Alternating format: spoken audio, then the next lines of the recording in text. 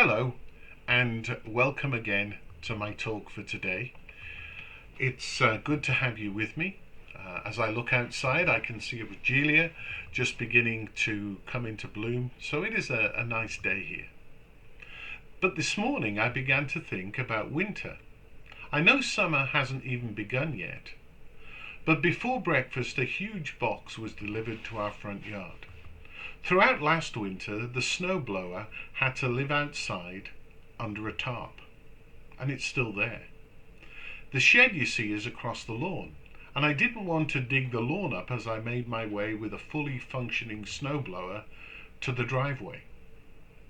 Now, there's a giant box ready to be assembled to give the snowblower a new home and great protection. All that has to happen now is construction. One of the last things we built from a flat pack was a gazebo. There were some problems though. The instructions were incomplete, and some bits were perhaps not what they supposed to look like, and some of the instructions didn't even make sense. Debbie and I eventually figured it out, and I'm glad to say it withstood the storm we had here in Fredericton on Friday. As my thoughts drifted towards winter, I thought, what if we still have to live under restrictions at that time? It will have been a very long period by then, and I'm aware of the frustrations that many people are feeling at this point in our journey through COVID-19. As summer arrives, we want to be out with our relatives and friends, enjoying the warm weather.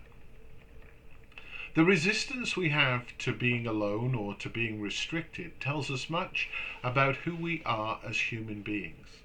As I reminded us when I was speaking about the Trinity on Saturday, we were made for relationship, and what we're experiencing now shows us that more than ever.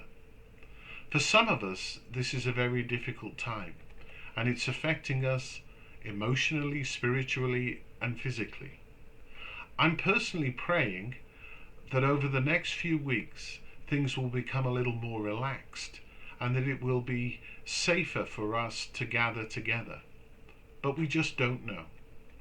As my thoughts turn to the longer term, I'm asking myself, what have I learned during this time? Perhaps the biggest thing centers around that people need to cherish each other. The day-to-day can so easily get in the way of us just spending time with others, listening, sharing the joys and sorrows of the everyday. So many people feel that they have no opportunity to be heard at present. One of the things I know for sure is that I do not have all the pieces for what comes next. There's also the distinct lack of a complete instruction manual. My snowblower needs to be protected from the chill of winter, and I'm working to do that. But what are the parts of life which we know need to be protected during this strange time? And how do we work with that?